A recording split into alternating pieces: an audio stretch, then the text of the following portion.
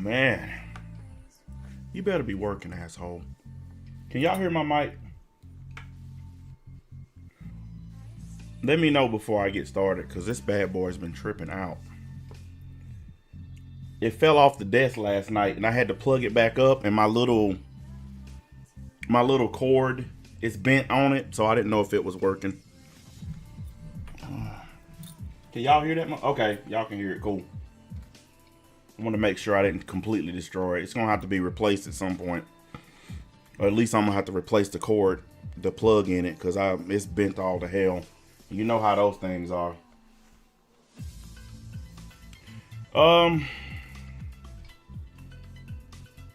I wasn't really going to do this stream, but when I saw this damn news article, I had to. I don't know. Hang on a second. Also, there was something going really, really wrong with my intro music. I don't know what that was, but it just skipped.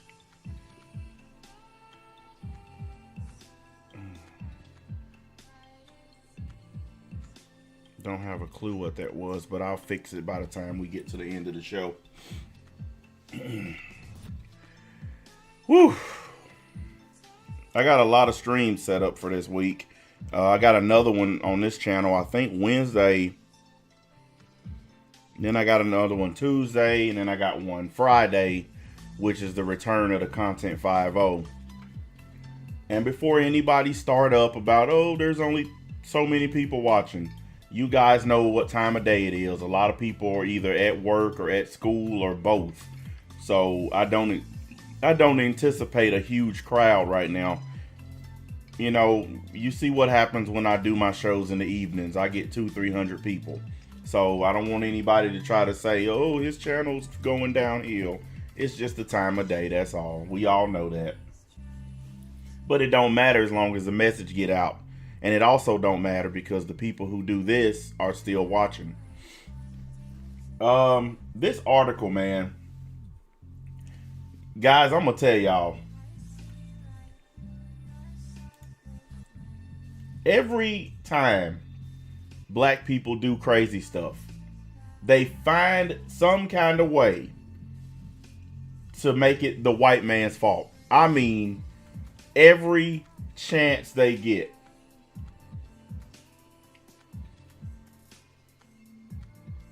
I found this news article. It's on the Yahoo lifestyle section. And they did a long ass piece about this chicken sandwich. And I want to make it clear, guys. If you are willing to hurt someone over a chicken sandwich, if you are willing to go to jail for a chicken sandwich, you know what? Forget talking about it. Let me give you guys a demonstration of what I mean. This is the kind of crap I'm talking about.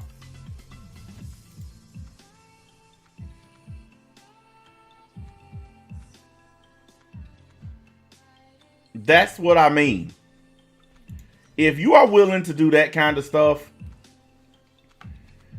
he picks up an old white lady and slams her on the concrete.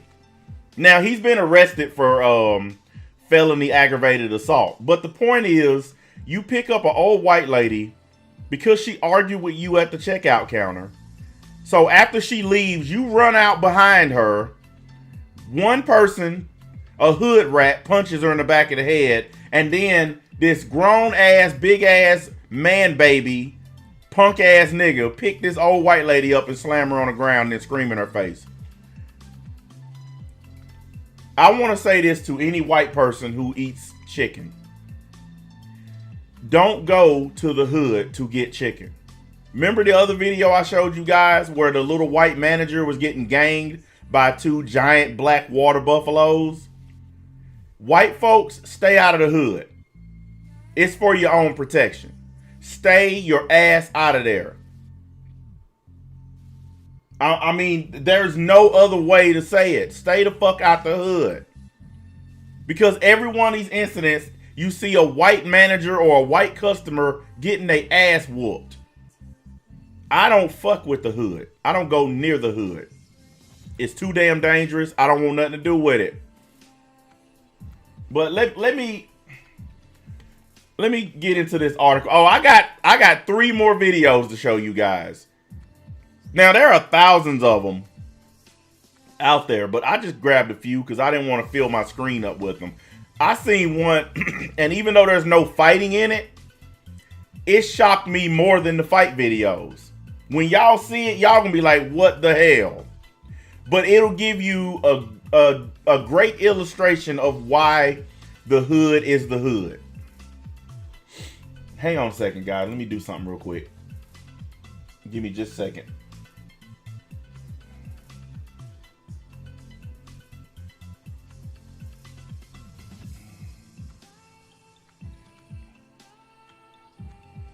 Okay, there it is. I had to refresh my screen.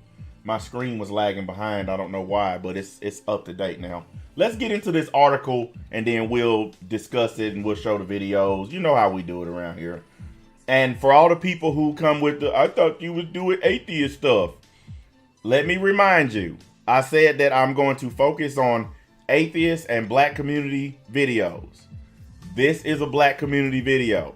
For all those people who want to try that angle, because I'm sure somebody's going to try. Oh, and by the way, the next stream is an atheist stream because I'm trying to keep a balance. I'm doing it all. I never said I would stop doing the stuff that I do. I'm just doing it a different way. Anyway, here we go. There is nothing about wanting to eat Popeye's new chicken sandwich that is different from wanting to sip Starbucks pumpkin spice latte or dig into a sweet green winter splash salad. Okay, this writer is trying to be uppity, basically. The sandwich is the flavor of the month. It's a crunchy, fried, juicy, savory food trend that smells like a family reunion and tastes like the homecoming. But while the sandwich hype has mouths watering from Orange County to downtown Brooklyn, there is a unique popularity in black communities. That is an understatement. A unique popularity. First things first. I haven't seen a Popeye's chicken outside of the hood. I haven't seen a single one in the white neighborhoods. They're all in the hood. I live in a predominantly white neighborhood. It's over 90% white. There's not a single Popeyes over here. Matter of fact, there are no hood restaurants over here. There are no hood gas stations over here. There are no weave stores. There are none of those, you know, those outfitter stores where they sell all the hood clothes. You guys know what I'm talking about. Everybody's seen them. The little hood store that sell the saggy pants and the jewelry and all the crap. There's none of that over here where I live. None of that hood shit. It's all in the hood. Any white person stupid enough to leave the safety of an area with no crime to go into an area with crime to buy a chicken sandwich, you get what you deserve.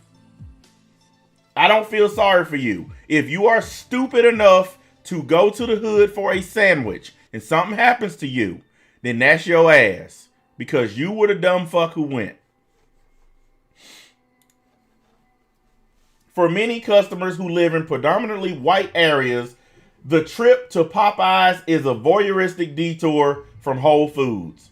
Basically, that's just a slick ass way of saying you have to leave the safety and comfort of your lily white homes in order to go to the hood. It's a different situation entirely for far too many black folks who live in neighborhoods where Popeye's deep fried, heavily salted meat is one of the few options around. Studies have found that black communities are disproportionately food swamps. For those of you who don't know what a food swamp is, it's a term that's used to describe areas where there are no grocery stores, there are no places to buy fresh fruits and vegetables. People pretty much eat at McDonald's and shop at gas stations because there are no markets anywhere, like Walmart Market or Food City or Kroger or whatever the name of the store you shop at. None of those stores exist in the hood. And I'll get to that. I'll explain to you why that's the way it is. There are also no upscale restaurants. Like there's you got McDonald's, Burger King, you got the chicken places. Like here we got KFC, Popeyes, and Church's Chicken. KFC is the only one that's in white neighborhoods. And if you look at the ones in the white neighborhoods, they look like a palace compared to the ones in the hood. They look terrible. They're run down, beat up, raggedy. The ones in the white neighborhoods they're clean, they sparkling. So there's a disparity between the way they set them up. It's just like the banks in my neighborhood look like impenetrable fortresses. But if you go to the hood, the bank look like you can walk in and just take the money off the counter. It looks horrible. But food swamps are basically an item of the hood. There are no anything in the hood, really. I mean, they're building a grocery store where my mom lives. She lives in the hood. I don't know why she chooses to live there, but she does. And before anybody say, well, you letting your mama live in the hood? My mom has been in her house for 30 years. She's stubborn. And if you tell her that she's moving, she's going to put a bullet in your ass. You guys have heard my mom. You heard how she talked. So if I go over there and tell her she need to move, the only thing they're going to be moving is my corpse. You understand? So that's why my mom lived where she lived, because she fucking chooses to. Yes, I would be more than happy to let her live with me and live in my house, but she don't want to. But there are no upscale restaurants in the hood. There's no Applebee's, no Chili's, O'Charlie's, Red Lobster, none of those. Those don't exist in the hood. It's all fast food style joints. And I will explain in just a second. Let me read a little bit more of this, and I will explain to you why those kinds of restaurants and grocery stores don't exist in the hood. All right, we stopped off. Let's see. Areas where healthy options like grocery stores are few and far between. And fast food restaurants like Wendy's and APOS, I never heard of APOS, McDonald's and Burger King dot every corner. This constricted, unhealthy food market is a direct result of racial segregation. And this racial segregation is what undergirds the sensational media hoopla around black folks and Popeye's chicken sandwich. Now I'm going to stop it there. There's plenty more to go in this article, but I'm going to stop it there. Like I said, they always find a way to blame the white man for when black folks are acting crazy. So it's racial segregation that's causing black people to go in Popeyes and kill people, slam people, punch people, throw shit, fight customers, fight the managers. Segregation. Guys, my mom lived through the Jim Crow South and segregation. My mom had to use restrooms that had colored up over the door. She had to drink from water fountains that had the word colored on them. When she went to Woolworth to eat at the counter, black people had to go to the back door and pick up their food in a brown bag. They couldn't sit down and eat at the counter with white people. That's the time my mom grew up in.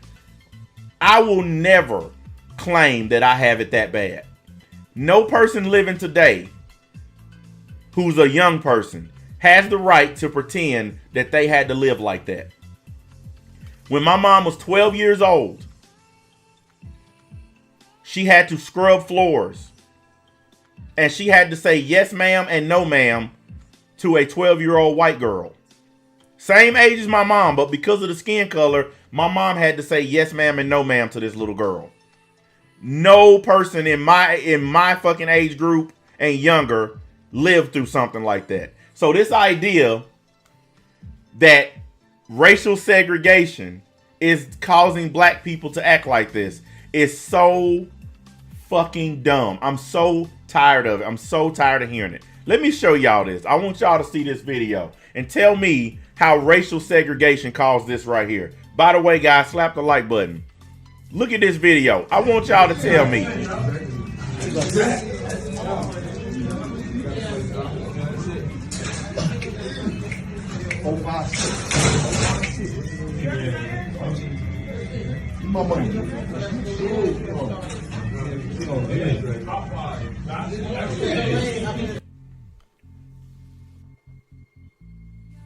While people are standing in line to get their food, to get their chicken, these dudes in there shooting dice.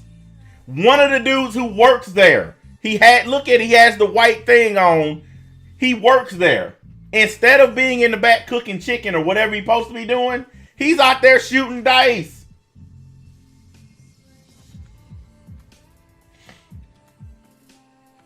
He's out there shooting dice.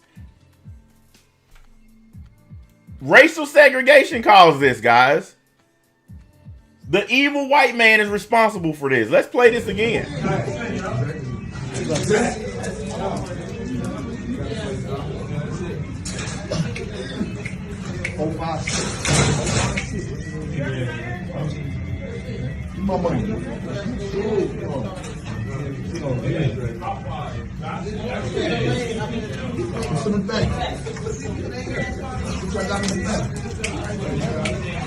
Now, I want y'all to notice something.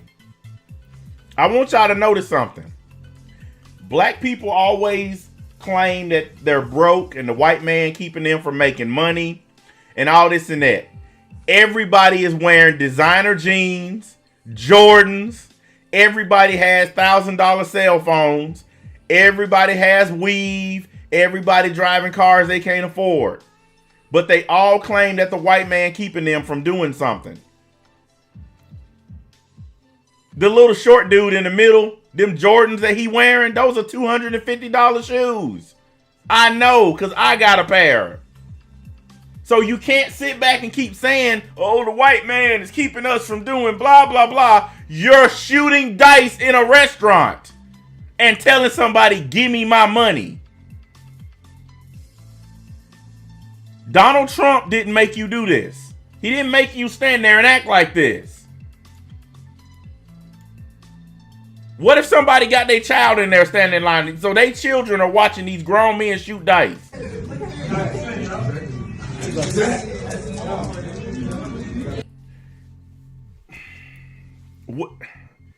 Anyways, let me get to some explaining. Guys, slap the like button. Like, I got 44 likes. What y'all doing? All these people in here, y'all can help me out a little bit. Jeez. Let me explain to you why you don't have any of the major corporate restaurants in the hood. And when I say corporate, I mean the big ones. Chili's, Applebee's, stuff like that. When companies invest in these big restaurants, when they decide they want to build a restaurant, they spend a lot of money on the ground. They spend a lot of money on construction. They have to spend a lot of money on employees, beautifying the place, security, all kinds of stuff. There's a lot that goes into it. When you go to a hood restaurant, I don't care which one it is, there's always a ratchet, loudmouth, ghetto-ass black girl taking your order. Now, I want you to think about this. If you know those are the kinds of people who are the employees of these restaurants, why in the hell would you open a Chili's or Applebee's when you know that those kinds of women are going to be the ones waiting on your customers? Why would you put a restaurant in a neighborhood where that's all you have to choose from? If you put that restaurant in a white neighborhood, then you're going to get a variety of people. You're going to get black, white, Asian, whatever. But if you just put that restaurant in the hood, the only people going to eat there are going to be black troublemakers. The only ones who are going to be working there are a bunch of hood rats. Your restaurant will go down in flames. So why would you waste the money? See, people like to blame the white man for not putting stuff in the hood. Why would you want to put your money in the hood? Let's stop thinking about it in terms of black and white. Let's look at green. Let's say it's your money. Let's say you want to build a restaurant. You got a safe neighborhood over here where people ain't going to break in your shit, where customers are going to pay their bills. There's not going to be any fights. You're going to have a great selection of employees to choose from? Or you want it over here where all of your workers are going to be ratchet ass black girls from the projects? And the only reason they working is because they social worker told them you got to get a job if you want to keep your food stamps. Because see, a lot of y'all don't know that. A lot of y'all don't know that. Most of those ratchet ass girls you see at McDonald's and Burger King and all those places, they're being forced to work because if they don't, the state will cut off they free shit. Because Donald Trump and the Republicans passed a new law where you have to have a job of some sort. You have to have a job or be in school.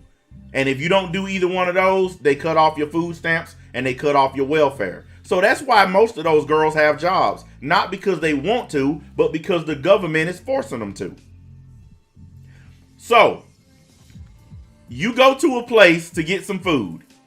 You got Miss Ratchet sitting there. Let's call her Quanisha. Because you know they got them fucked up names. So Quanisha is there.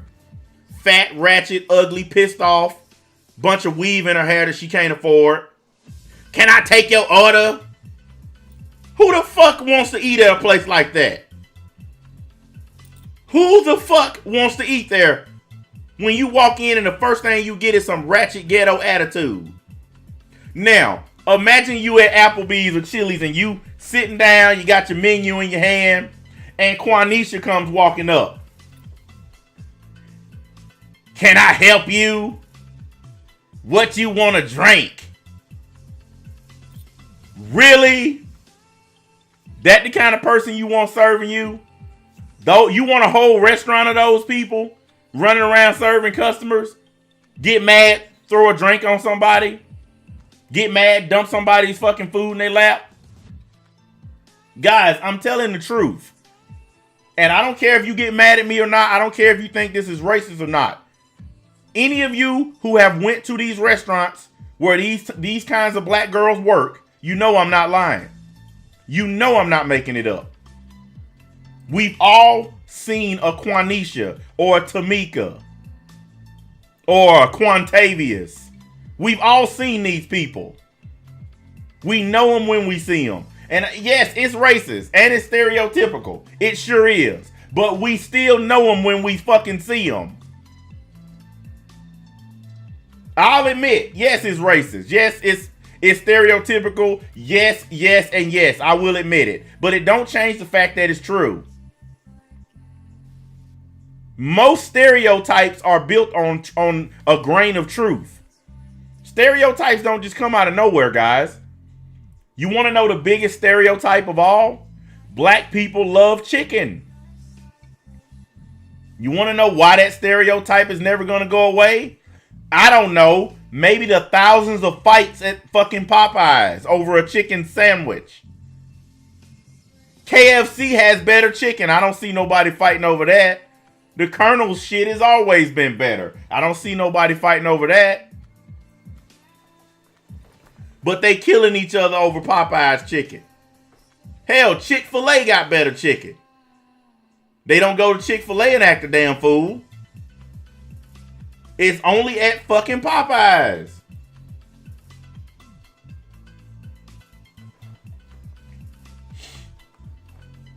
Well, KFC might be overrated, but at least you won't die when you go in there to get some chicken.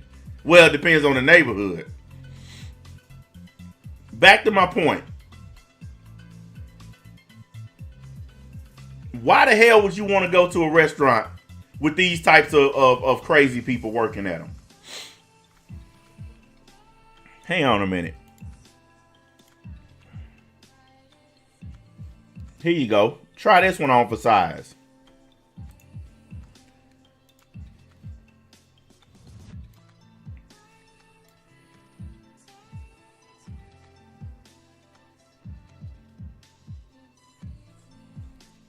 What do you think about that one?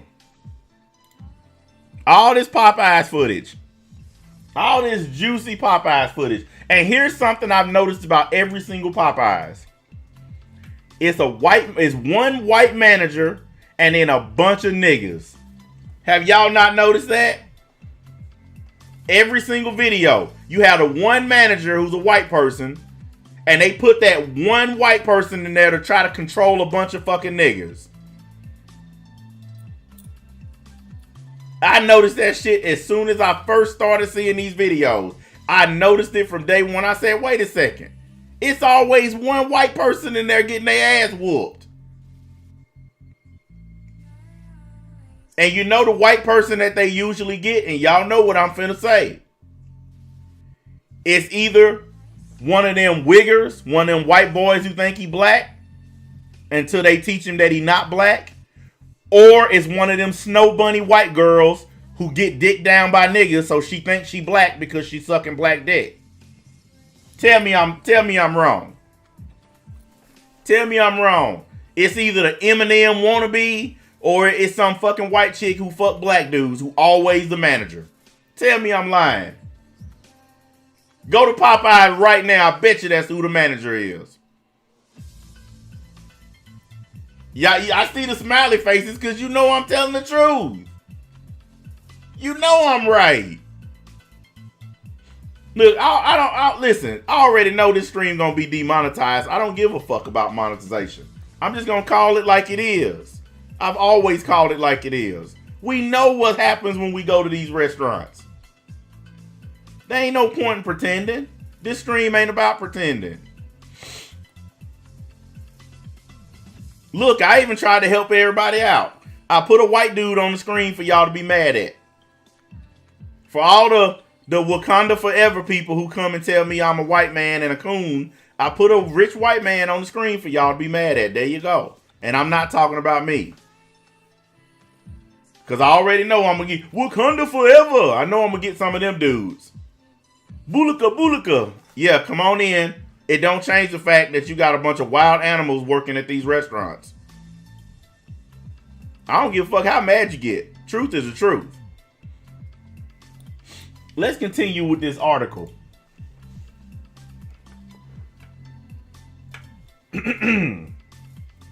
Like so many internet phenomenons, damn, this dude used a lot of big stupid words. Hype for Popeye's chicken sandwich first sparked on Black Twitter. Of course, because you can't have regular Twitter or regular Facebook or even regular YouTube. Black people have to have their own version of everything.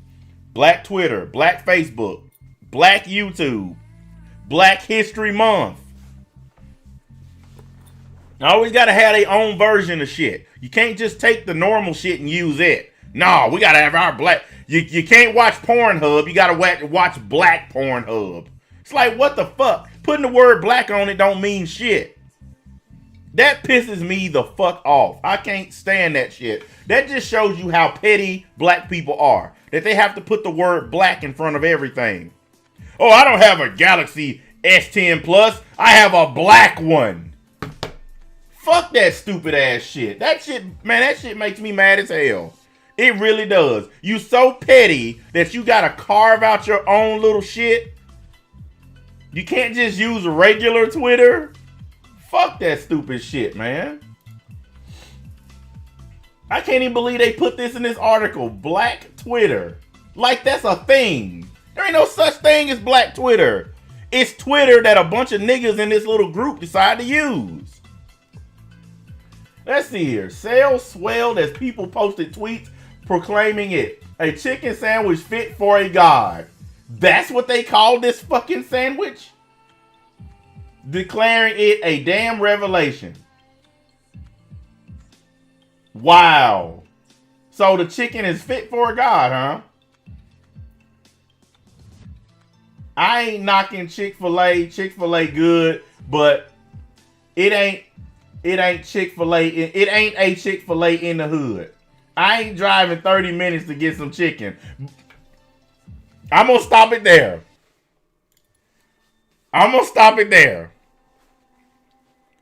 You won't drive 30 minutes to Chick-fil-A to get some chicken. But you'll stand in line at Popeyes for 2 hours. 2 motherfucking hours. That's the minimum amount of time people are standing in line or sitting in a drive-thru. 2 hours.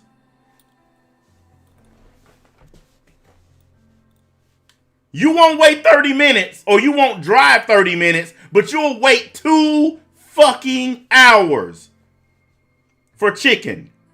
That is nigga logic right there. That is straight up 100% nigga logic. There is no dumber thing ever than that. You won't drive 30 minutes to get chicken, but you'll wait 2 hours in line for it.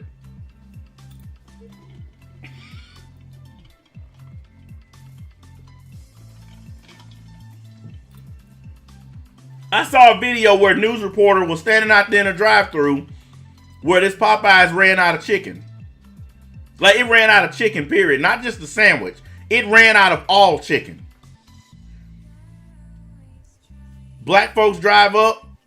What? They out of chicken, man. Fuck this shit going off. White dude drove up. They said, hey, you know they're out of chicken. He's like, I don't care. It's a Pizza Hut across the street. Every single white person was like, fuck it. It's McDonald's, Pizza Hut. It's other shit to eat. All the niggas got mad because they was out of chicken.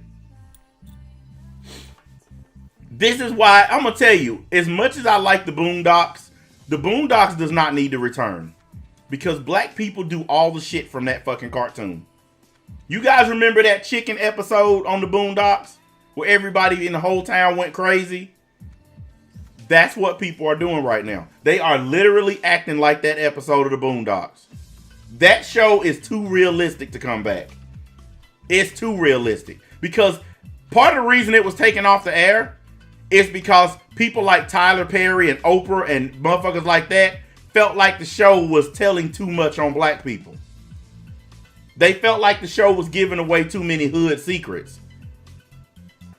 It was telling the truth about how black people act on a daily basis. That's how they act. I don't care what kind of neighborhood it is. I don't care if let's say, for instance, the government decided to give reparations. Let's say the government decided to give black people money for slavery. Do you know how fucked up America would be? Do you know what kind of trouble this country would be in if the U.S. government decided to pay reparations to niggas? You have no clue the kind of destruction they would lay down on this fucking world.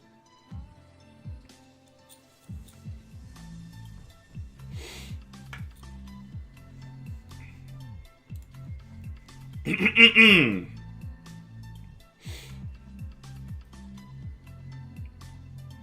me get back to this article. Even in joy and jest, the tweets capture the contradiction of living in the red-lined economy. When healthier, higher prestige chains like Fresh and Company and some other place typically eschew black neighborhoods. Eschew means to avoid. For anybody who know what that word means. Meanwhile, Popeyes charges into them. Yes, they do. Because they know niggas are addicted to chicken. Here's a newsflash. I hate chicken. I don't eat it. I don't like it. I don't like watermelon. I don't eat barbecue. None of that stereotypical nigga shit. I don't like none of it. For decades, Popeyes, which is owned by Restaurant Brands International, has cooked Cajun food inspired by black culture. Presented racially representative marketing. That's what it's called. Supersizing urban American historian Chin Ju. How are you an American historian and your name is Chin Ju? Get the fuck out of here. Recounts how restaurants has made overtures toward black communities for over 30 years in the 80s, and more of a fifth of the restaurant franchise were owned by black entrepreneurs. In the 90s, Popeyes took out prominent ads in magazines like Black Enterprise. I remember that magazine. In recent decades, the company has continued to rely on the black neighborhoods for consumers, employees, and franchises. Now, it relies on them for customers, or consumers as they call them. But here's the one that matters the most to me. It relies on them for employees. Now, I want you guys to think about that. The same ratchet ass people who come in there to buy the chicken are also the same people working at the restaurants. That's the reason why they are so fucked up. Think about that. That article tells it all. Relies on the black neighborhood for consumers, employees, and franchises. So the same people buying the chicken and acting crazy are the same ones behind the counter. Let's roll some more of that beautiful dumb-ass nigga footage. You fucking hit me, bitch! You fucking hit me! You fucking hit me, bitch! You got no way! You fucking hit me! And you notice, token white guy arguing with Negroes. Every single Popeyes is set up this way. White person in charge, so they are the ones that get everything gets pointed at them when shit goes wrong. It's always Whitey's fault. That's why they do it. They always put a white person in there so black people can play the victim and pretend like it's all that white person's fault. Every time. Why would you want to eat at a restaurant that sounds like this?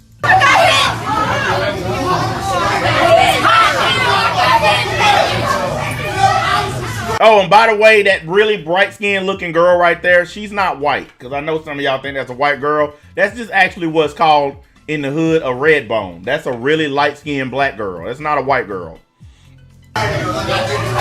Hey, look, we got a water buffalo sighting. We got chicken sandwiches on deck. We got mild. And look right there. I stopped it perfectly. Look who's in the middle right there. Token white guy yelling with niggas. What did I just get done saying? What did I just tell y'all? Token white guy back in the back yelling at niggas. And niggas are all surrounding him. Told y'all. And you notice how they always group up around Whitey. That's an intimidation factor, guys. That's, if you've ever been to the hood, you know what I'm talking about. Whenever you see a group of niggas get around a person, it's because they finna beat their ass. But they surround them like wolves so they can't escape. That's how come every time you see one of these videos, it's always some black motherfuckers surrounding a white person.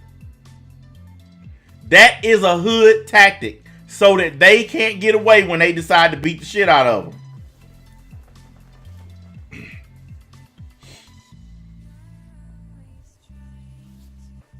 Why only Popeyes would hire these kinds of people?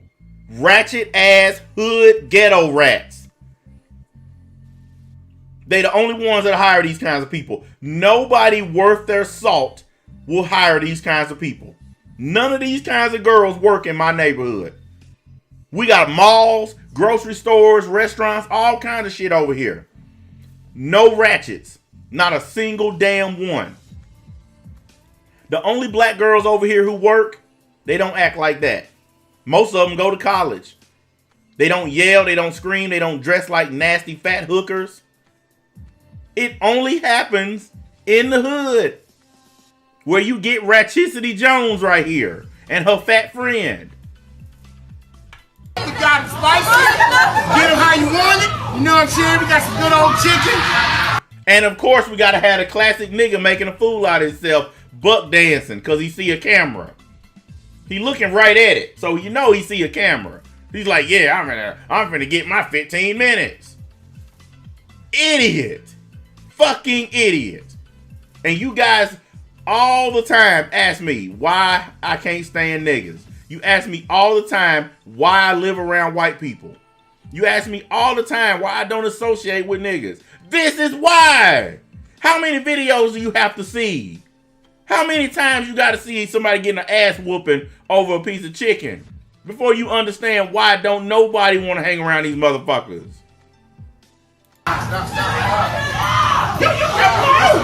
This is beyond me. I'm flabbergasted. Look at them. They are beating the manager's ass back.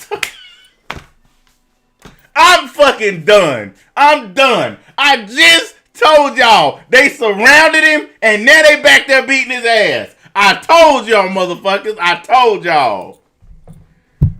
Can I get some more likes, please? What the fuck I tell y'all? They surrounded him in the back, and then they back there hitting him with shit.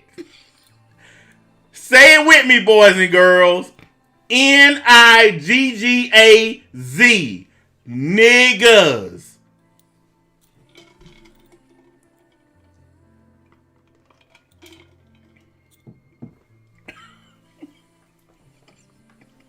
Hey, man, I'm sorry, man. I'm quitting. That right there is my last day right there. I'm sorry, guys. I don't mean to laugh, man, but how many ways do I have to describe this to y'all? How many times I got to show y'all this? Here, this is WKTB TV. Once again, niggas. They back there beating the manager's ass. I just told y'all. Surround them, and then they gang them. Let's look at that. Let's look at that again. Look. This is beyond me. I'm flabbergasted. Look. Here, this is WKTB TV. I don't care who get mad at me.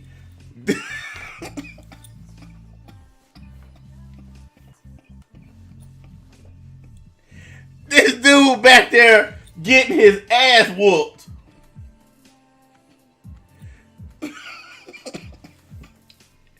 And this water buffalo right here is trying to make light of the situation. He's trying to make, I mean, it's funny, but it's not. I'm laughing because I just got done telling y'all. They surround you like a bunch of wolves. And once they got you surrounded, they start beating you up. Black people cannot fight. I've been saying this for a long time. Niggas cannot fight. That's why they gang people so much. They have no fight skills, no hand skills whatsoever. They either shoot you or gang you. That's it. This is beyond me. One of them got the damn fryer thing in his hand finna beat the man with it. This is WKTB TV. Once again, niggas is fighting in this motherfucker. I mean, exactly. Nobody helping him. People just standing there watching this man get beat. I don't know what else to say, man. I don't know what else to say. This dude getting his ass whooped. This nigga standing there cracking jokes. Man, you gotta be a 3rd-degree black belt to work in the hood. Because they gonna surround you and beat you every time. How many videos do we have to see of a manager getting his ass beat by his employees before we realize that these niggas are niggas?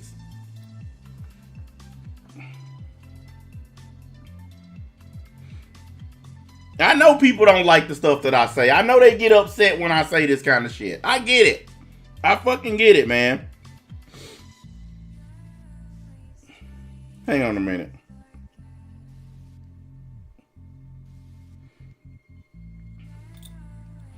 Look, if this was white folks acting like this and I called it out, they would be mad. If this was Asian people acting like this and I called it out, they would be mad. So I understand black folks being upset that this kind of stuff's being called out, especially by a black person. You want to know why people like me have to be the ones to call this out? Because when a white person calls this out, they get called racist. They get called a white supremacist. So they can't do what I'm doing because they'll just get argued to the ground and get called racist, and nobody wants to be called racist. That's why a lot of white people avoid these topics. This is exactly why. They just don't want the trouble that comes with it.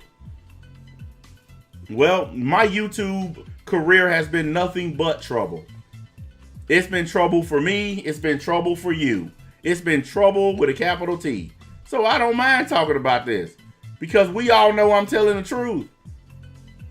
If I was sitting up here saying shit that we all knew was some bullshit, y'all would tell me, NBA, you fucking lying. But I'm sorry. This video alone speaks for itself. I don't have to say that much. I could just play this 10 times. We got chicken sandwiches on deck. We got them mild. We got them spicy. Get them how you want it. You know what I'm saying? We got some good old chicken. This is beyond me. I'm flabbergasted. Here, this is WKTB-TV. I mean, I don't have to say much, do I? They in there ganging their manager, boys and girls. They got the manager pent in an area and they're ganging him.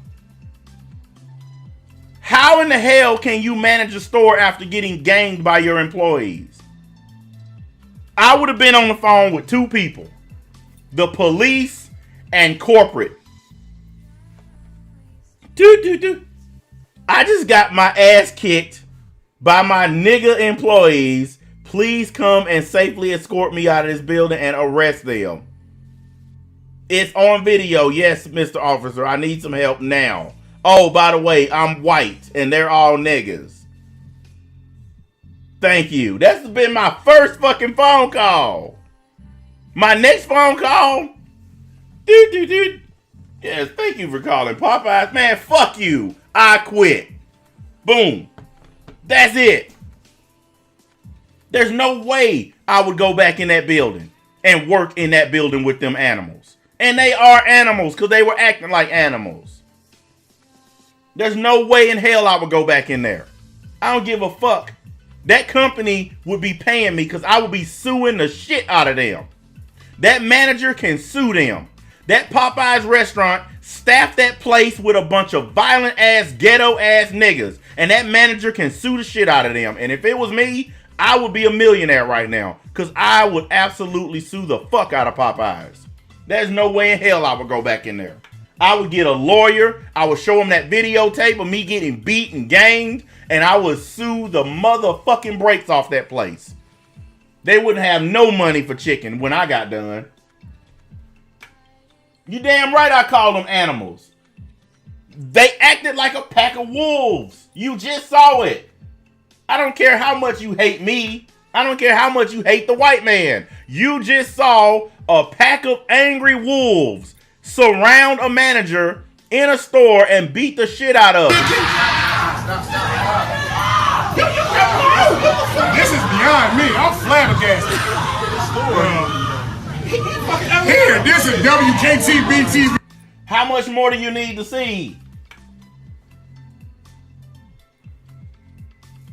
How many times do you need to see that before you realize that those are animals? Those are animalistic tendencies. Anyways, let's read some more of this here article. Yet, despite the long relationship, the bond between the black people and the restaurant is complicated. Its parent company annually admits to its investors that it is under constant threat from health campaigns against products we offer in favor of food that are perceived as healthier, that may affect consumer perception of our product offering and impact the value of our brands. And more pointedly, Popeyes has lobbied against local legislation designed to improve the health of minority communities like New York City's 2015 sodium warning regulation. So they're fighting against healthy food because it would hurt their restaurant, basically, is what all that means.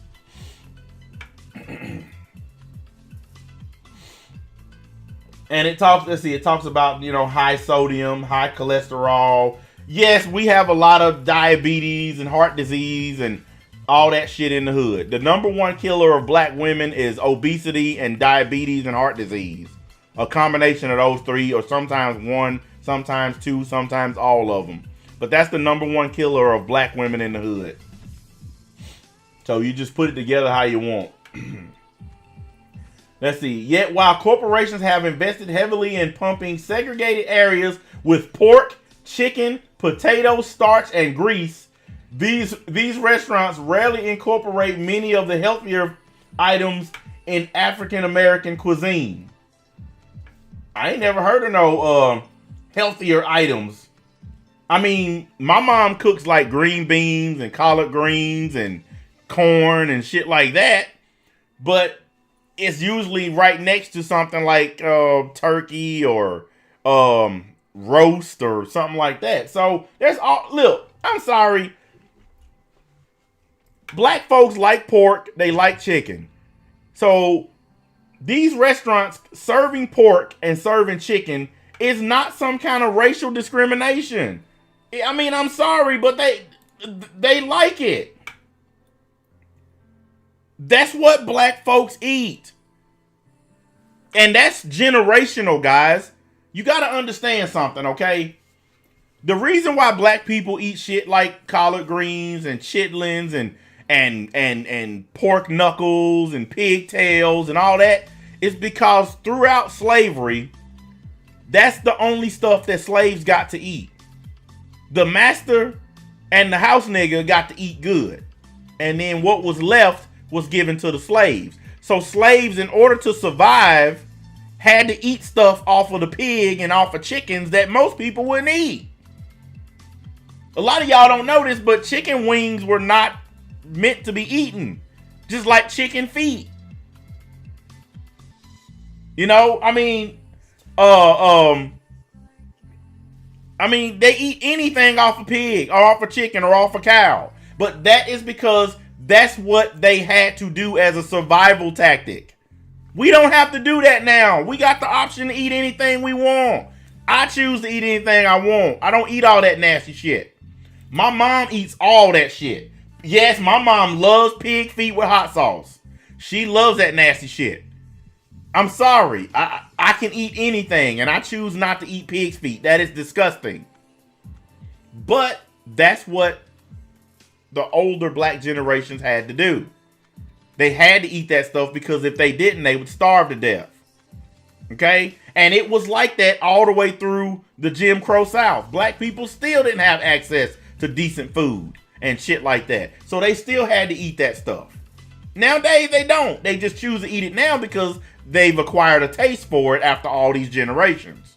This stuff is passed down generationally, guys. Just like racism is passed down, a lot of these stereotypes are passed down too.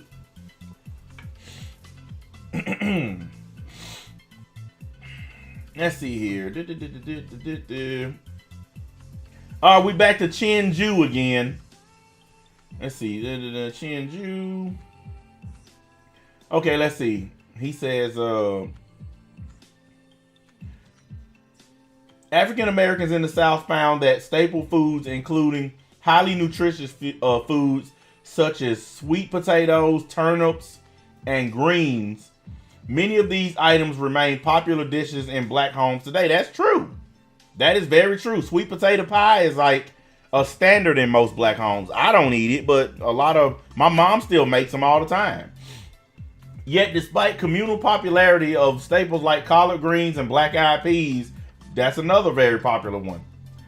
The racial justice activist demands healthy retail options. The plant-based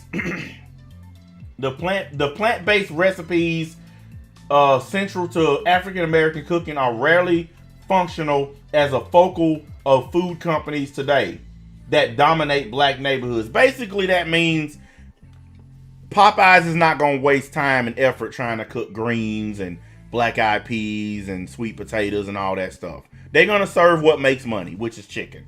That's basically what all that means.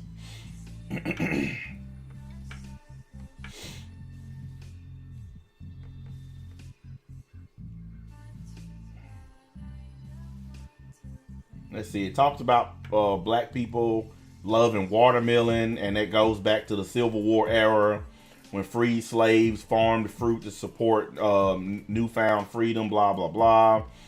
Let's see here. I mean, this guy goes on and on and on about racism, this, and mass incarceration. The discomforting news narratives abound even before coverage amounted gawking at black people for chewing chicken. When the sandwich initially dropped last summer, the imagery of long lines of black folks congregated in public spaces push celebrities like Janelle something, I don't know her last name, and some other chick to tweet that voting booths should be retrofitted with Popeye's chicken sandwiches to increase black electoral participation. Hey man, that's really racist, but it's true. If you told black people they could get a Popeye's chicken sandwich if they came to vote, the black vote would increase by 50% minimum. Because we all know niggas don't vote. I mean, let's just be real. The percentage of black people who vote are a very small fraction of the black population. The black population is only like 12.5, 13% of the American population. But not even 1% of that 12% vote. Most of them don't give a fuck. Either that or they in jail. So, if you want to increase the voting participation, maybe they should be like, look, you vote, it's a sandwich sitting there waiting on you. I bet you they ask to show up. You see the way they lining up at Popeyes. So I have no doubt that they'll show up. I mean, that's pretty racist, but it is funny. However serious or silly, the comments reinforce negative myths about black laziness and citizenship. It's not a myth. Black people are lazy. Look at how many of them are on YouTube right now doing nothing with their lives. Thinking they're going to be the next YouTube celebrity. They're broke ass losers. Look how many of them sit around all day playing PlayStation. All I hear niggas talking about is fucking Death Stranding. How about the fact that you are stranded because you don't have a car, because you don't work? You want to ride around in my passenger seat talking about Death Stranding. How about I strand your ass on the side of the road and let you walk? How about that stranding? See, to me, fuck a video game. Guys, I got 1, 2, 3 brand new video games over there. Haven't even been taken out of the wrappers yet. Ain't even opened them yet. They sitting right there. I would get up and get them, but I don't fucking feel like it. 2 brand new games. I got so many damn video games in this room that I don't even need to buy any anymore. But I have a bunch of them. That's all that black dudes talk about now. Everywhere I go, I don't care if I'm standing in the checkout line. It's niggas. Hey, man, you played that new Death Stranding? Man, that shit tight. That shit lit. How about we light a fire under you so you go get a job? When you stand around talking about a video game and these words come out of your mouth, you need a job. Let me recite the words that I heard at my local GameStop from a black dude. Hey man, you played that Death Stranding? Yeah man, that shit tight. Yeah, my girl bought me that shit. If that falls out of your mouth, you need a job. My girl bought me that shit. How come you didn't buy yourself that shit? Oh, I know. Because you living off of her welfare and her food stamps. Because you a broke ass nigga. I can buy any video game I want. My woman don't care about video games. Matter of fact, she don't even like them. She hates anime. She hates video games. She don't give a flying fuck about them. She's only bought me one thing from GameStop. She bought me a controller. One of those special ones for Father's Day. Paid $75 for it. That's the only time she's ever bought me something at GameStop. And not because I asked her to. It was a Father's Day gift. I didn't even know she bought it. All of my shit. All my Xbox, PlayStation, all my retro games, all my shit, I buy it. My woman don't have to drop down and pay for nothing for me because I'm a man. And I believe in the tradition of men being the breadwinners and taking care of their family. I know it's an old-fashioned idea, and I'm not saying that women can't work and make money. I'm just saying it's a man's job to pay bills and take care of his business. When you have to say your girl bought you a $60 video game, how broke are you? How much of a loser are you that your girl had to buy your game? Let's continue.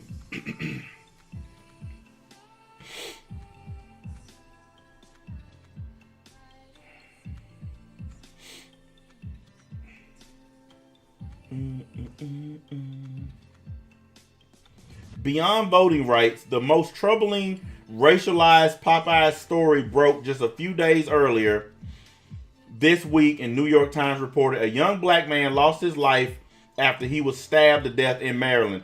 The story made national news. This was not due to the homicide. Young black men are murdered at a shocking rate in Maryland yearly. Very true. Few of them are mentioned in the New York Times. The crime drove headlines because it happened at a Popeyes. That's true. I'm not going to deny that. Yes, because dude, listen, black dudes get killed every second. There's a black dude just died right now. So they are right. The only reason this one was such a big deal is because it happened at Popeyes. And according to the restaurant spokesman, it was related to the release of the chicken sandwich. Now, that's a complete turnaround from what the police said. The police said it was not related to the chicken sandwich. But this person, a spokesman of the restaurant, said it was. Remember in my first stream about the sandwich when I said they was lying about that? Now you know they were lying. The police said it had nothing to do with the sandwich. Here they are saying, yeah, it was about the sandwich. So this boy died over a sandwich, guys. I was right when I said that on my earlier stream. The news of black-on-black crime initiated by Popeye's new fried chicken sandwich bolted across the internet. Much of the reporting's sensational nature echoed the tone from the well-worn 90s accounts of young black men killing each other over Jordans and starter jackets. Oh my God, they just brought back some old memories. A lot of y'all are too young to know about this. In the 90s, before we had athletic gear like this, we had what were called starter jackets. And the company was actually named Starter. If you had starter gear and Jordans, you were the talk of the neighborhood. I had some of the most awesome starter jackets that money could buy back in the days. Black dudes was robbing and killing each other for those jackets. And when I say, this is what I'm talking about. I had a Pittsburgh Steelers trench coat. Like it went down to my ankles. Had a hood on it and had a Pittsburgh Steelers emblem on the back about that big. It was like a $200-something coat. Those jackets were considered, like, in the black neighborhood, that was like the best shit you could get with starter gear or Jordans. The retro Jordans are making a comeback. Like, a lot of people are wearing the retro Jordans that we grew up with in the 90s. They're making a comeback and they're more expensive than the new Jordans now. Like, some of them are $350, $400 a pair, the retro shit. Back then, guys were killing each other for those things. Like, they'll murder a dude and take the shoes off his dead body. That's how bad it was. And I mean, that just goes to show you that black folks will kill each other over anything. It ain't just about chicken sandwiches. I saw a dude a long time ago when I lived in Miami. Had a nice car, had some rims on it. Ride around, mind his own business. He never threw it in people's face. You know, he never tried to act like he was a big shot. He just had a nice car with some rims on it. Couple weeks later, nobody could find the dude. But his rims were on a different car riding down the street. Everybody knew they was his wheels. And everybody knew where he went. In the ground. Or in the swamp. Everybody knew the dude was dead. And everybody knew they killed him and took his wheels. But didn't nobody say shit because you know how the no snitching laws are in the hood. That's how it is in black neighborhoods. I don't care where it is. It's always been that way. It's survival of the fittest. Believe it or not, I think the black population believe in evolution and Darwinism more than me. Because survival of the fittest is one of those notions from Darwinism. The strong survive, the weak die. The black neighborhoods have always been set up that way. Hey, maybe they're more atheist than I am and don't even realize it. Maybe he went on vacation. Well, since they haven't found him yet, that's the longest vacation ever. I'm 42 years old now. That shit happened when I was 17. So, yeah, he's been gone on a long ass vacation. I'm just saying. Extended leave. That's whatever you want to call it. It's a long ass time to be gone.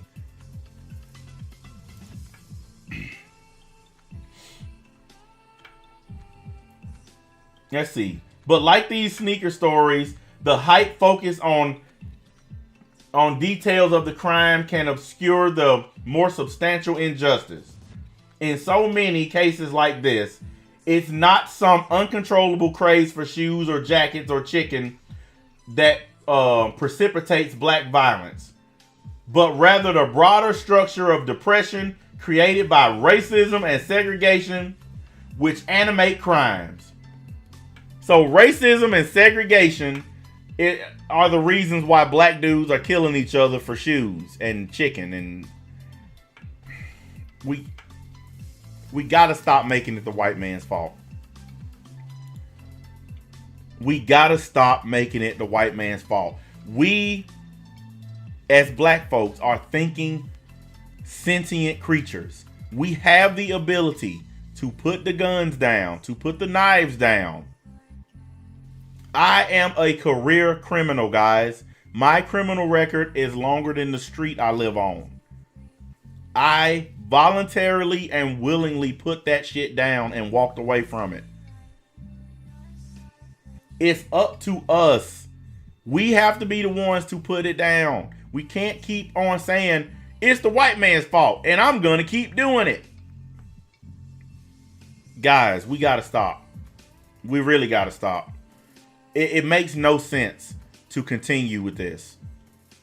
The guy who got killed, who got stabbed over the chicken sandwich, it wasn't even actually over a sandwich. He cut in line, guys. He was standing in line to get a chicken sandwich. He actually just cut in front of somebody else. And instead of the person saying, hey, you cut in front of me, he killed him. How do you go from 0 to 60 that fast? Why not just say, hey man, you cut in front of me, that was my spot. You didn't have to murder the dude. That was a choice. If we keep on blaming everything on the white man, then we're taking away our right to choose. Because you know what's going to happen if we keep blaming the white man? You know what they're going to do? They're going to start choosing for us. And we're like, all right, since I'm getting all the blame, I'm going to make all the choices for your ass. That's exactly what's going to happen. And they're already doing it, and some people don't even realize it. They're already making choices for you. When they give you that welfare check and the food stamps, they've already decided where you get to live. Because a welfare check ain't enough to live anywhere except the hood. They know that. That's why they give it to you. Because they know you can't afford to go to white neighborhoods and cause trouble. They know your kids won't be able to go to better schools because you're going to be stuck in that black neighborhood. You got a lot of smart kids going to really fucked up schools because they're stuck in a bad neighborhood because their parents are on welfare. Or their parent because there aren't any dads in the hood. So the white man's already controlling that.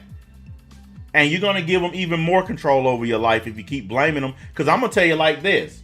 If I have to take all the responsibility for everything that somebody else is doing, then I want the control. If you want to blame me for your life, then I want control over your life. That way, when I get blamed for it, they have a reason to blame me for it. You can't keep on blaming somebody when they have zero control over your life. When they have nothing to do with your life. There are no white people walking around in these neighborhoods doing shit to people.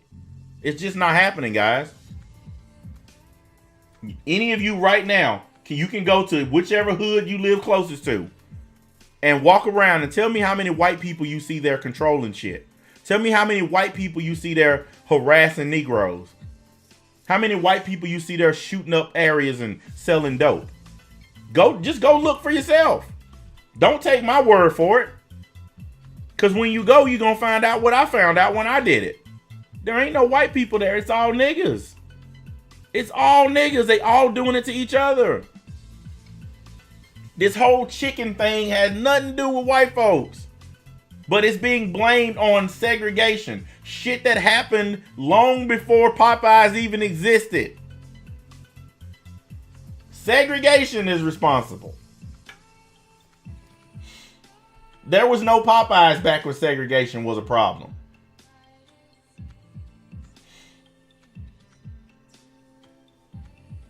The stabbing took place at a franchise in Onyx Hill, Maryland, where more than 70% of the neighborhood residents are black. Yes, we know, but the Baltimore, Maryland area in general is pretty much predominantly black.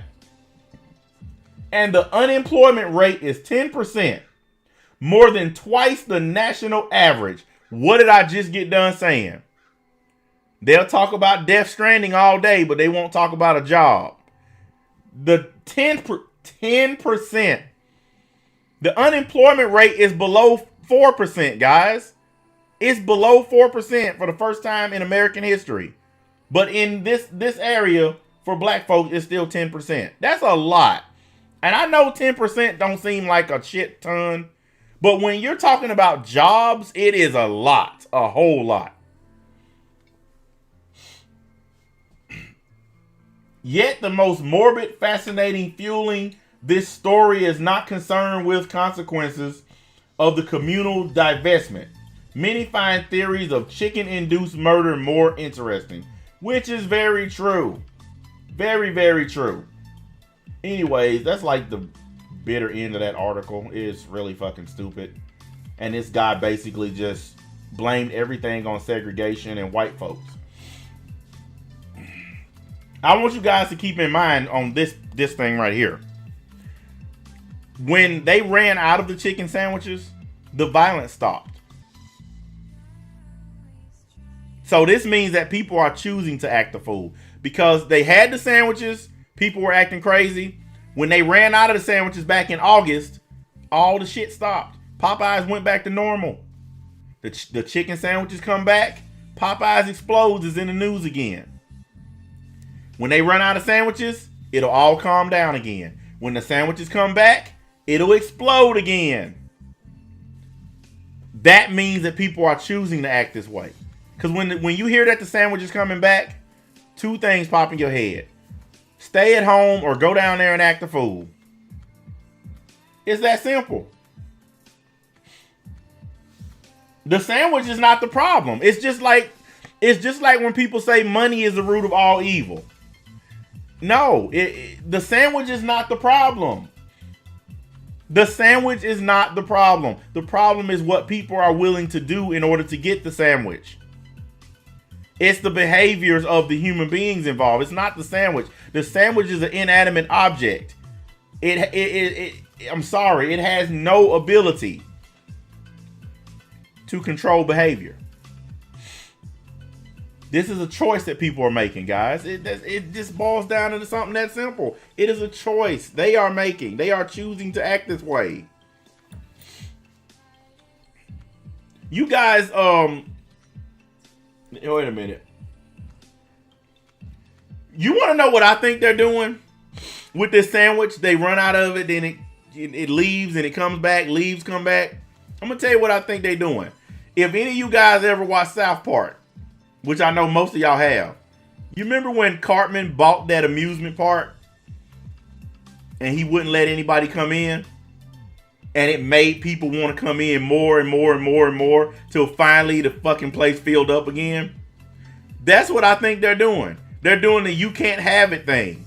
Where, hey, we got the sandwich. No, we don't. We got the sandwich. No, we don't. And it's driving people to a fever pitch, man. I really do. I think that's what they're doing. And it's working. They're getting a lot of money and a lot of crazy people.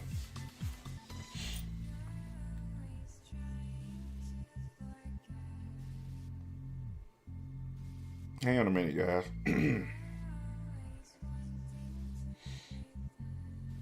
This chicken, I got a bunch of messages I've just been ignoring.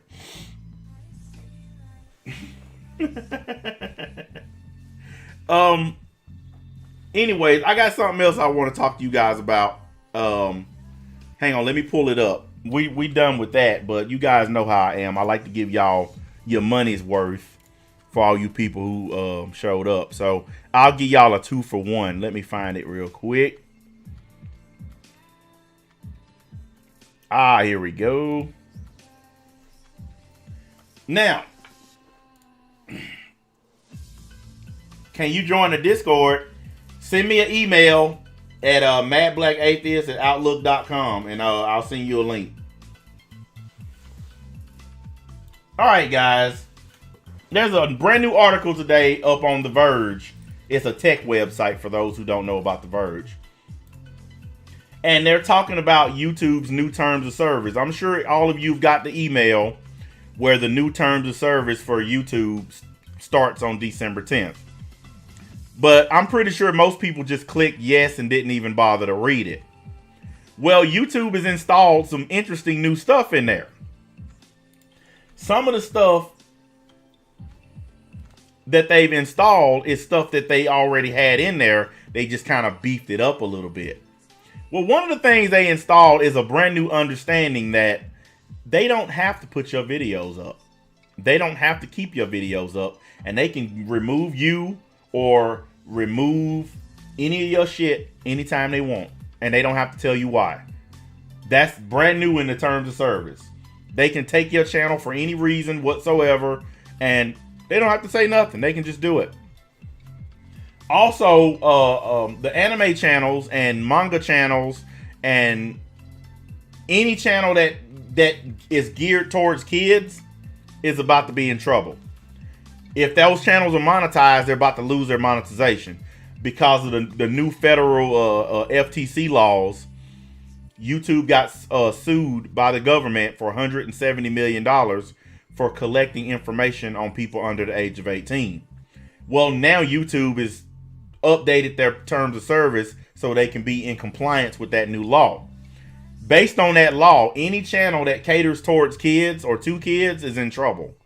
They're not going to run ads on those channels. They've already come out and said it. So if you're getting AdSense money off of your YouTube channel and you make videos for kids, your channel's dust.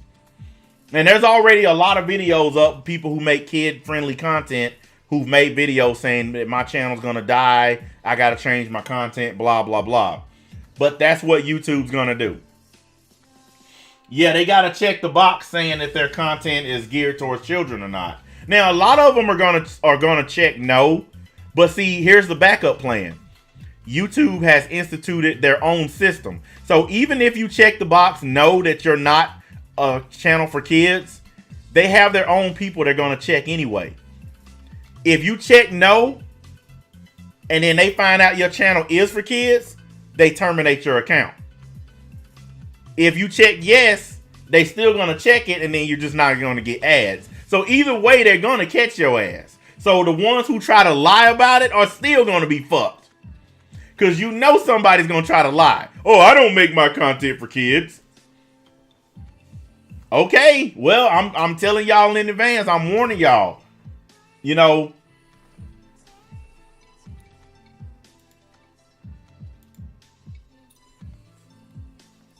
Guy wasted his time coming here trolling. Poor bastard. Anyway, let me read some of this crap. When are these guys going to learn? We done moved on from them. We so far beyond these losers. Nobody cares. Yes, it's per video. Like every time you upload a video, it's gonna be a little thing you have to check, asking you if it's kid friendly or if it's for kids or blah blah blah. If it's geared specifically towards children. You have to click yes or no. And then they're going to check it manually. And if you lie about it, they terminate your account. That's the way it's going to be set up. Let's see. YouTube is rolling out updated terms of service on December 10th. And a new line acts as a reminder that the company doesn't have to keep any video up it doesn't want to. YouTube is under no obligation to host or serve content. The new terms of service policy reads. I mean, they've always had that policy. They've always said they don't have to put your shit up. That's their right. It's their website, guys. It's another way of saying that just because YouTube is relatively open platform, it doesn't mean the company is required to keep up videos.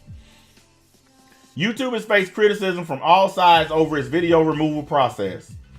Some critics argue that YouTube could do more to take down videos that butt up against the company's rules but don't outright violate them.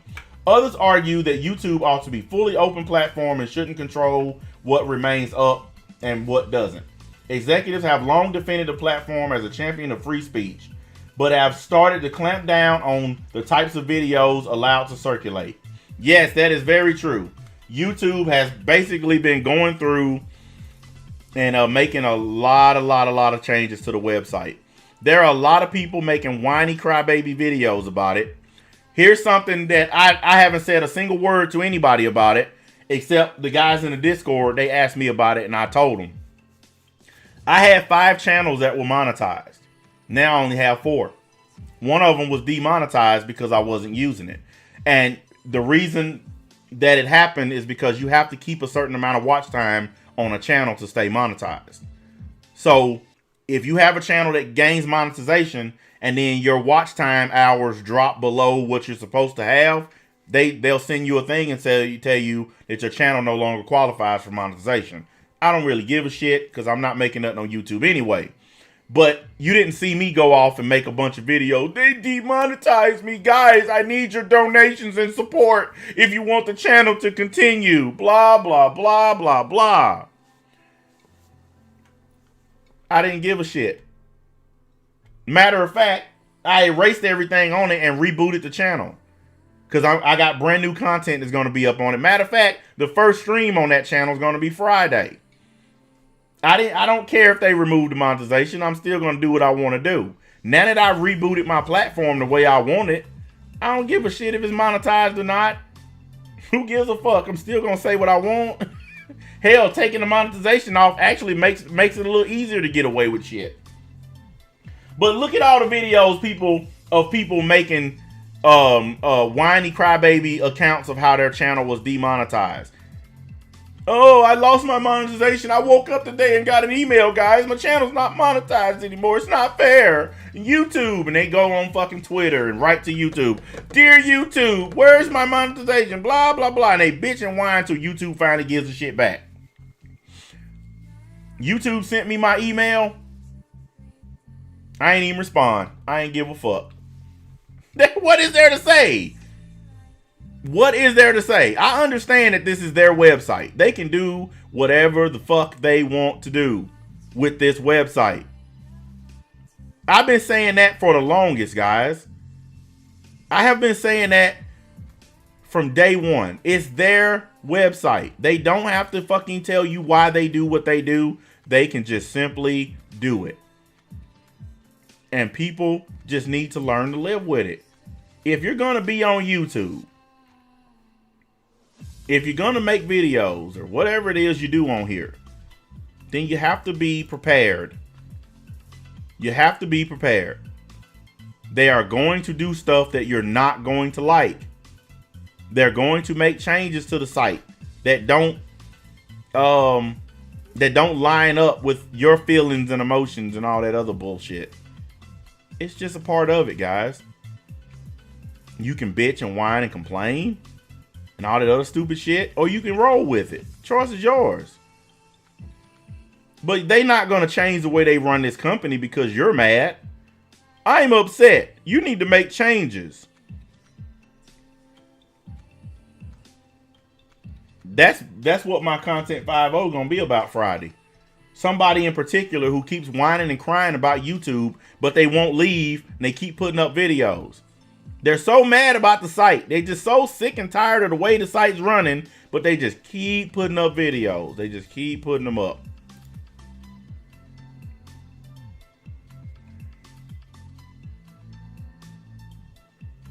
Yeah, here's the email.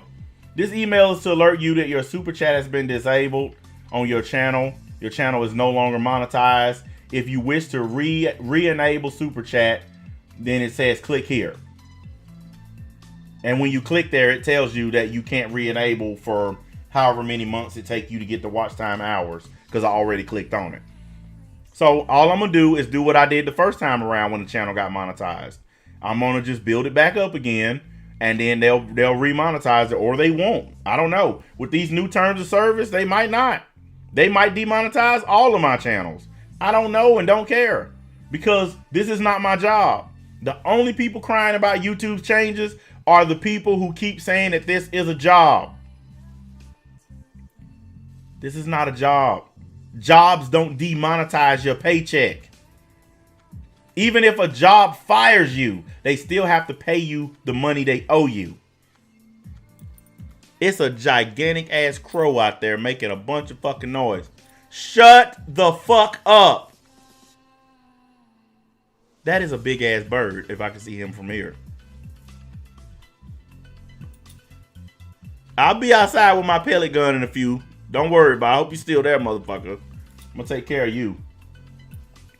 Can y'all hear that big bastard? I mean, that is a big fucking bird. I bet I could cap his ass from here. Shut up. God damn, that's a big ass crow. I don't know if I want to fuck with him. All right, let's see here. YouTube for criticism. Yeah, about their video removal, blah, blah, blah, blah, blah. Let's see. Companies update their terms of service all the time. This is YouTube's third change in 2019. Damn, I didn't know they changed it that much. The latest updates seemingly a coincidence with the upcoming changes YouTube will make in accordance with Federal Trade Commission guidelines. That's the FTC I was talking about. Although a YouTube rep denies changes were made because of FTC ruling. Let's see. Specifically, many of the updates center around who's using the platform and protection of children. In September, the Federal Trade Commission issued a $170 million fine against Google for alleged violations of Children's Online Privacy Protection Act.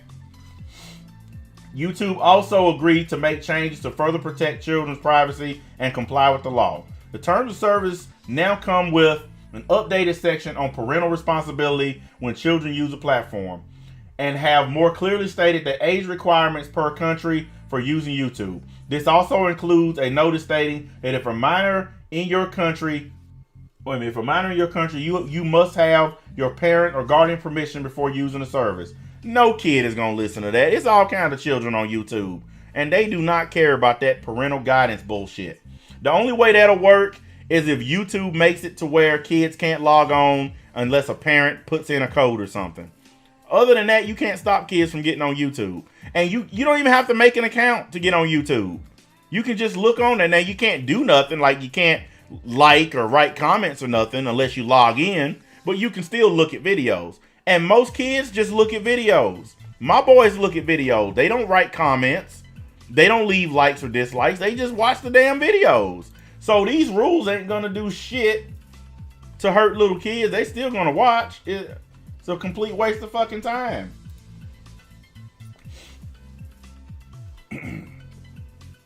Let's see. YouTube said the terms of service are being changed in order to make them easier to read and to ensure they're up to date, a spokesperson told The Verge. We're not changing the way our product works, how we collect or process data, or any of your settings, the spokesman said. That's not true. They are changing a bunch of stuff. Don't believe this spokesman. YouTube, what they're really doing, guys, is YouTube is becoming a more corporate site, because they're more geared towards the big TV stations like NBC and Fox. They're geared towards celebrities like Will Smith and Jack Black. People like those that's what they want to go to. Smaller creators, nobodies that people never heard of like me, they don't want us on the site anymore. And that's the real truth. They don't want us here. And they're doing everything they can to make it harder and harder for people like us to be here. And at a certain point, they're just going to come right out and just fucking get rid of our asses. Like, one day you're going to get on here and all these channels like mine and other ones are just going to be gone. Because that's what they're working up towards. I mean, if you can't see it, if you believe in YouTube and you think YouTube is great and special and they're not going to do this, then I feel sorry for you. I understand corporatism. I understand what they're doing. They want to be more like a corporate TV station. They don't want to be just a YouTube channel. They don't want to be just a website anymore. YouTube is trying to be big. They're trying to be like Comcast and shit like that. And they're never going to be able to do that as long as people like me are still on the site.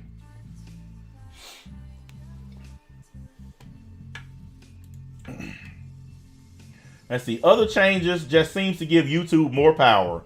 One of the most controversial clauses that creators have tweeted about since YouTube began alerting people of the upcoming changes has to do with termination of various YouTubers. Getting good now.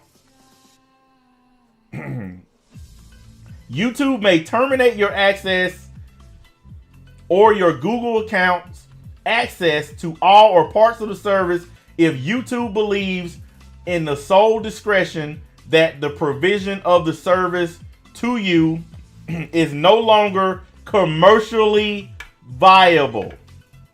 Some creators have read this as YouTube saying that, wait a minute, some creators have read this as saying that YouTube can simply terminate channels and accounts if they're not earning revenue. What did I just tell you guys? Commercially viable. Commercially viable. That means if your channel's not making money, fuck you. That's basically what that means. No, I'm not going to Daily Motion.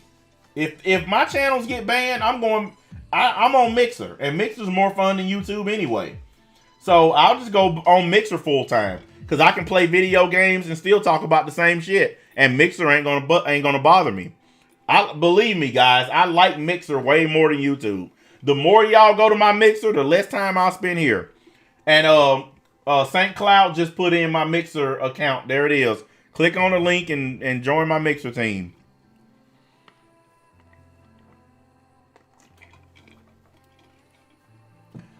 Because you get the same content just with video games and no buffering.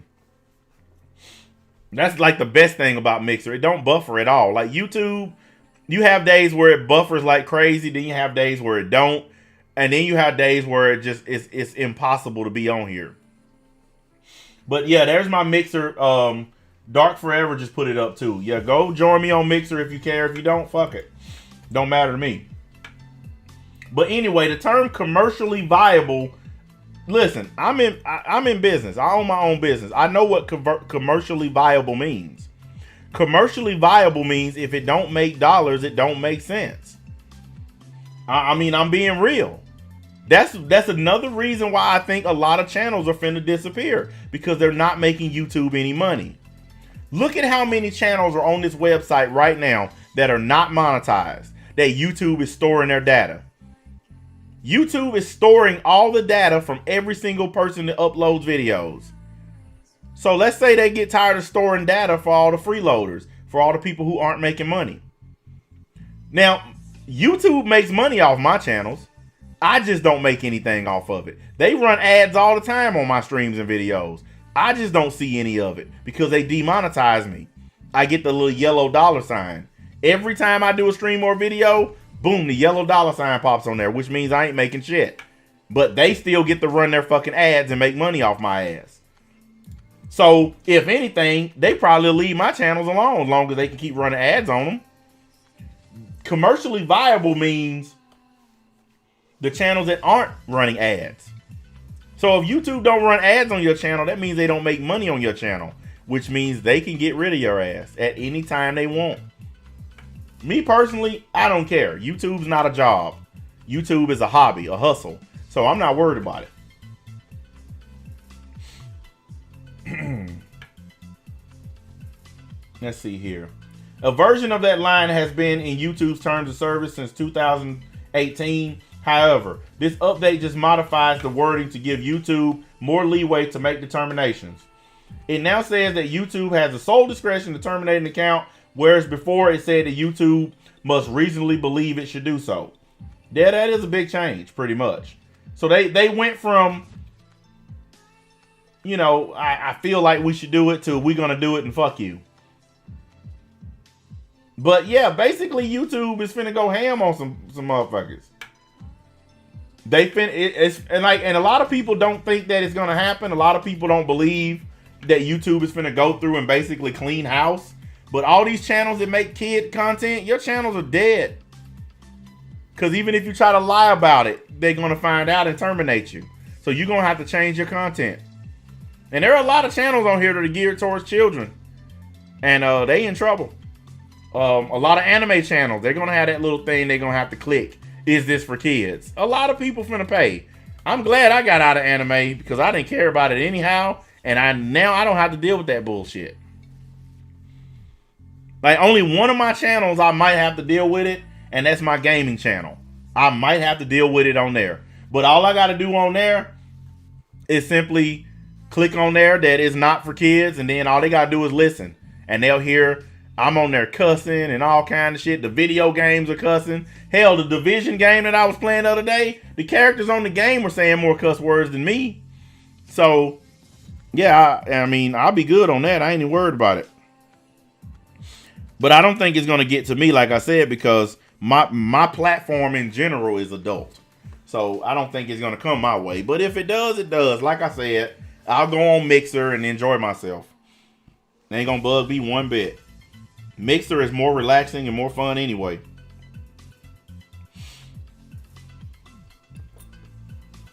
Yeah, Jose was on there cussing big time. Well, Markiplier, he went off the other day on a video because a bunch of his supporters got their accounts terminated for using emotes or something. And he went off and YouTube responded and they reactivated all those people's accounts. I'm confused about the title. Hell, what do you mean? Oh, you must have just got here. Well, we're done talking about what you see in the title. We moved on to a different topic. You must be new here. Because new people always have that issue. Yeah, the stuff in the title is the first part of the stream.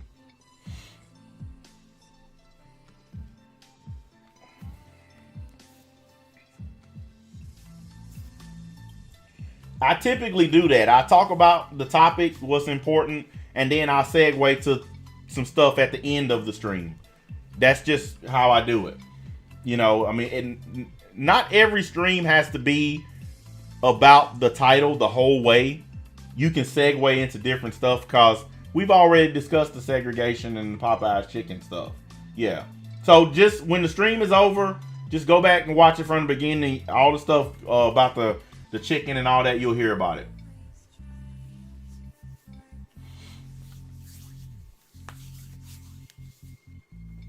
And make sure you hit the sub button too.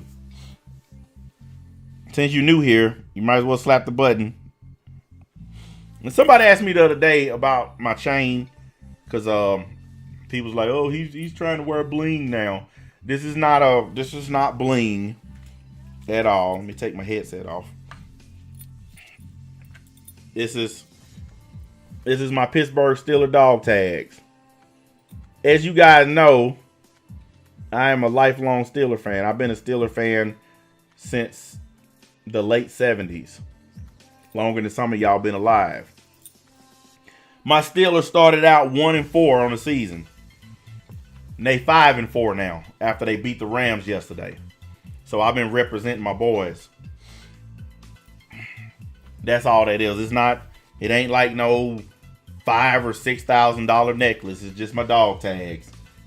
I always represent my boys after a victory everywhere I go. I don't know if I'm a bigger fan than Stephen A. Smith and Snoop Dogg. I might be a bigger fan, but they're more popular fans of the team because they're celebrities. Like, celebrity fans always get more clout than regular fans. I just love the team, good or bad. I don't care. The Steelers have had horrible seasons. The Steelers have had Super Bowl seasons. I'm there 100% no matter what the season looks like. Like I said, we started out 1-4, guys. You guys even remember me saying our season's over. And now here we are 5-4. But even though I said our season was over, I still stick by my team. I still watch every game. And I still hope that we win. We're on a backup quarterback, third string running back. We got so many injuries and so much shit going on, and we still winning. So it is what it is. Why do I like the team? Because of the steel curtain. Look that up. Once you see, you'll understand. The way the Steelers play football is hard defense, run the ball down your throat. And I've always been a fan of that. That's part of the reason why I grew up. I was a fan of Nebraska, the Cornhuskers. That's my college football team. Yes, I was born after Joe Green and all that. Yes. I was born in 1977. My first ever Steelers football game that I watched was the Super Bowl against the Rams in 79, 79-80 season. I was like 3 years old, maybe almost 4. That was my first Steelers game, and I was a fan ever since.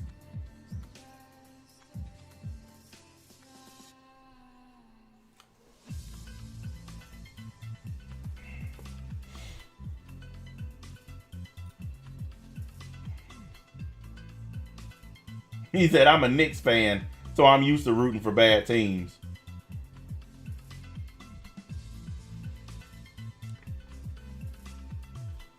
How did I start my business? I went and got insurance and a business license, and I started knocking on doors of restaurants. I started going and talking to managers and convincing them to hire me. And once a few of them let me in the door and saw how good my work was, they started referring me to other restaurants, and then it just grew. Now I have hundreds of customers. But it started just on the ground. Like literally jumped in my truck, went to a place, say, hey, I'm a new company, trying to get my foot in the door, give me a chance. A lot of them turned me down. A lot of them said no. But it just took one or two to give me a chance. And then my name, spread from there. And now I got a lot of happy customers. And I got a lot of big companies that call me to do work. So it is what it is. I get a lot of calls and emails and stuff while I'm doing streams from these big companies asking me to do this and do that. I got a schedule next month with corporate McDonald's. They got a bunch of restaurants they want me to look at, so it's just part of it. But if you wanna start your own business, you got to find something that you can do that makes money. And I'm gonna tell you guys, I know a lot of people don't like manual labor nowadays, but that's why there's so much money in it. People will pay you a lot of money to do something because they don't want to do it themselves. You guys will be shocked, but people who own janitorial businesses and stuff like that, they make a lot of money because folks would rather pay somebody else to do it than do it themselves. I know people who would rather pay somebody to mop their floor because they don't want to mop it. They'll pay somebody to clean their windows because they don't want to clean them.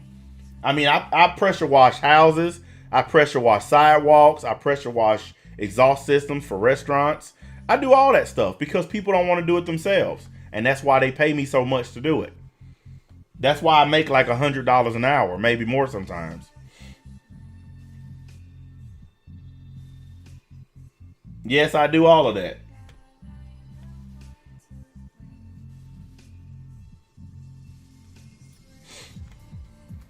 That's one of the reasons why I'm so hated on this website. Because I do YouTube as a hobby. I've never tried to do it for money because I make good money. I've never got on here and, hey guys, join my Patreon or give me some PayPal. I've never had to do any of that. And that's why a lot of people just despise my ass. They're envious of me because, they want what I have. They want to live the way I do and they can't because they're trying to do it through YouTube. There ain't no such thing as being rich on YouTube. YouTube fame don't exist anymore. All the people who gonna get paid on YouTube, they've gotten paid already. There ain't no new money on YouTube anymore. The PewDiePies and the Markipliers, all those people, they've already cornered the market on YouTube. So the idea that you're gonna start off and be this new famous YouTuber and get rich is probably not gonna happen. Now you can make a decent living on here, but you still might need a job. I just decided, why worry about it? I can come on here and say what I want, talk about what I want. I'm gonna, of course, be demonetized every single time because I cuss and I say stuff people don't want to hear. Talking about racial or black issues always gets you demonetized. I'm still doing it because I don't give a fuck. Because I got paper. I went to work last night. I worked an hour and 30 minutes. And I made $300 for an hour and 30 minutes of work.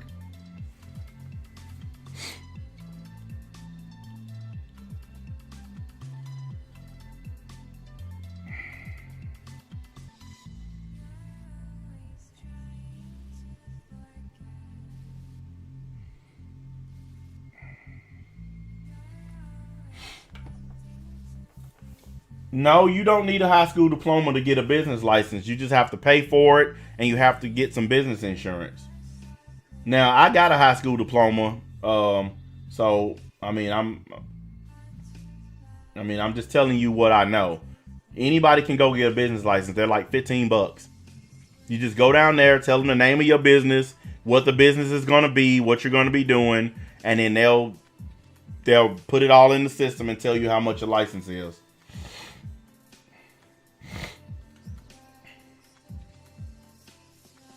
Yeah, I saw Tim Pool's video about it. I just got done talking about it. YouTube is finna go through and sweep the website. They're finna go through and remove a lot of people. And like I said, I'm prepared for it. I'll just move over to Mixer if it happens to me. I'm not even remotely concerned. I'm not even gonna talk about it anymore. What's the point? If they take me off of here, they take me off. Ain't shit I can do. They own this website. And that's what we all need to understand. They own this site. It's theirs. They own the videos that we put up. They own this channel because they're allowing me to do it on their site. This ain't my channel. It's they shit. I know that and I understand that. So it don't bother me none. I know I'm being allowed to use their services. And when you know that and you understand that, it don't bother you when shit happens. So that's why I'm not going to worry about it. If they only want people on here who make money, so be it. I'll go to Mixer. They don't give a fuck if you make money or not. It's just a place to play games. And that's exactly where I'll go.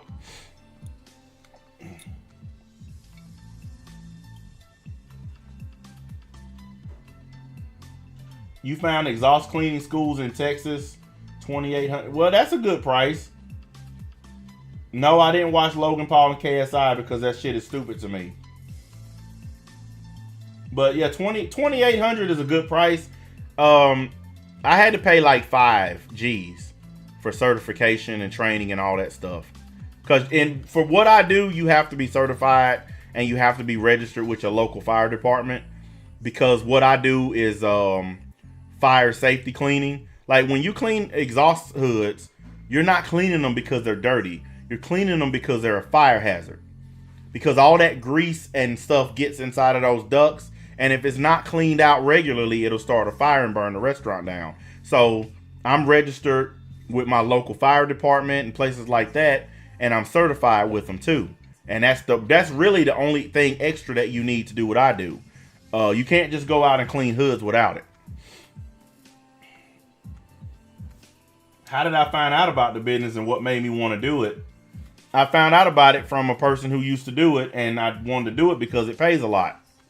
Like I said, I make $100 an hour, if not more. There are some jobs where I make $200 or $250 an hour. It just depends on how far away it is and how hard a job it is. I did one job. It was a long drive to get there. It was like 2 hours to get there. The job only took an hour to do, and then I drove back. So in total, it was 4 hours of driving, 1 hour to do the job, and I made $1,000. So that right there should tell you. How many jobs you know that pay $1,000 for 5 hours of work when 4 of those hours are driving? I make a lot of money. I've never been shy to say, yeah, I get paid. A lot of people hate me for it. A lot of them get on here and try to tell lies about, oh, he don't make that much and da-da-da-da-da. Guys, I've shown all the proof. I've shown everything that can be shown. The people who say I don't have what I have, they say it because they don't have it and they know they'll never get it. they can't come close to making what I make. And I would never trade that in for YouTube. I'd never be stupid enough to do this dumb shit full time when I know for a fact, just like tonight, I got a job tonight. I know for a fact I'm going to average at least $100 an hour, if not more. And it's not even going to take me that long to do it. 30-minute drive, maybe an hour and a half to do the job. I'm sorry. I'll never trade that in for YouTube. You'd have to be a complete dumb fuck to trade that in for YouTube. All those videos of guys who say, oh man, I'm going full-time YouTube and quitting my job. You, sir, are a fucking idiot. You are a dumbass. How long have I been doing this? Well over 10 years now.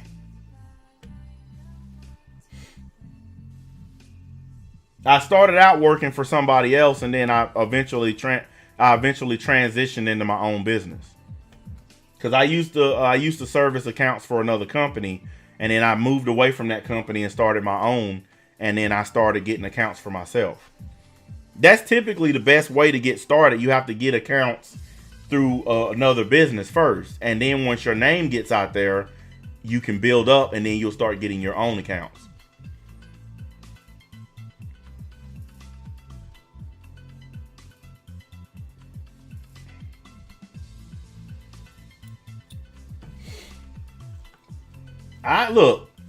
I get it.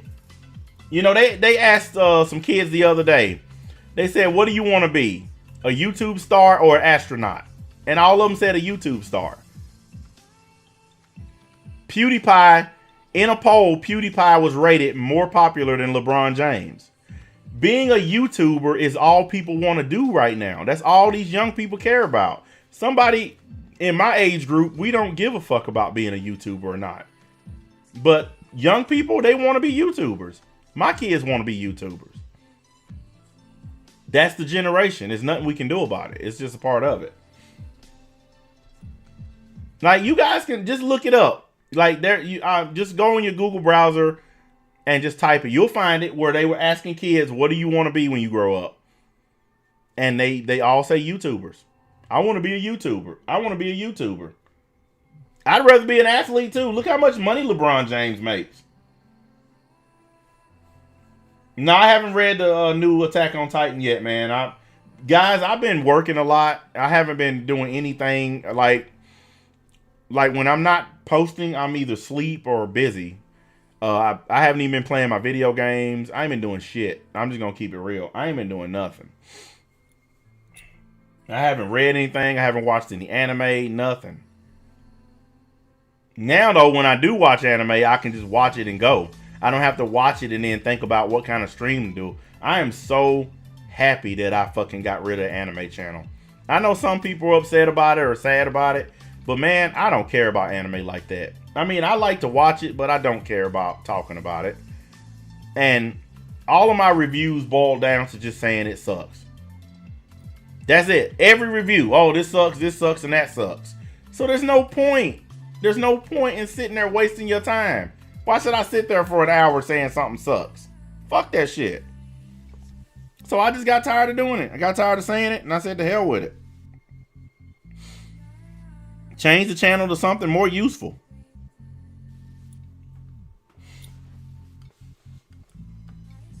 Yes, Vinland Saga is really good right now.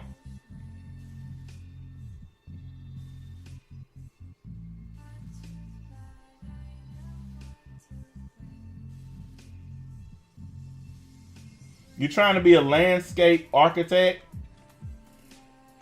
If you're good at it, try to do it professionally. Get you a business license and look, I mean, it sucks, but I'm going to tell you. Hang on a minute. I see some light shining through. I got my window open. That's probably what that is, yeah. Hey, fuck it. It ain't going to go nowhere. Screw it. Listen, when you're starting out your own business, you got to go door to door. You got to knock on doors and you got to hand out business cards. And that's something a lot of people don't do. But you need to find you a place where you can get some cheap business cards made. I had all my business cards made for $9. and it's like a box of 500 of them. And here's what I did. Like anytime I went to a restaurant, I'd leave a couple of my cards on the counter. If I went to a public place and I used the public restroom, I'd leave some of my cards on the sink. When I go to a gas station, I leave some of my cards on the gas pump. If I went to like where I go to get my truck fixed, he has a little thing there where people can leave their cards. I stick my cards in there so other people can get them. Some places have like a business card thing where everybody puts their cards in there. The grocery store where I shop, they have one where you can just put your business cards in there. So you got to get your name out there like that, the hard way. I know it sucks, but that's like the only way you can do it if you don't have a lot of money. Yes, I've done that too. I've left my card on the people's windshield wipers, all that stuff. You gotta put your name out there because nobody else will do it for you. Yeah, you have to do it yourself, and it's hard. It sucks, and it makes you pissed off because you have a lot of days where nobody calls, the phone don't ring, you ain't making any new customers, you ain't making no money. But then the phone will start ringing, man. You know, you just got to be patient and wait on it. So what happened with me? I went from not making shit to making a lot of money. You just got to stick to it. I mean, that's what I recommend. But if you're good at what you're doing, you know, just keep doing it and just try to get your name out there. If you know anybody in the business who's like doing it professionally, try to get them to put your name on or hire you on. Like if I was you, I would work with a landscaping company that's already, you know, doing a lot of business and use that as a springboard to start your own. Cause you can work, make money, learn the shit better, and then you can start buying your own equipment and this, that, and the other. Cause we got a lot of guys around here who started off with landscaping companies and now they do all the grass and landscaping for the whole neighborhood. So you can start off that way too. That's an easier way to do it too. Yeah, you don't have to just try to jump right into running a business. It don't work that way. It took me 10 years to get my business to where I started making money, guys. 10 years. 32 years old when I started this. I'm 42 now, and I'm just now getting the benefits out of it. It's not something that happens overnight. You got to be willing to stick to it. Because if you ain't willing to stick to it, it ain't going to work. And you got to be willing to accept the bad with the good. You're going to have a lot of bad and you're going to have some good. That's just the way business goes. But anyways, I've had my fun. We've talked a bunch. Blah, blah, blah, and all that good stuff. I'm going to get my ass up out of here. I got a few things I need to do. And plus, one of my children just came home. So, I'm going to make sure he gets some food and everything and blah, blah, blah stuff. But yeah, guys, this was a good one.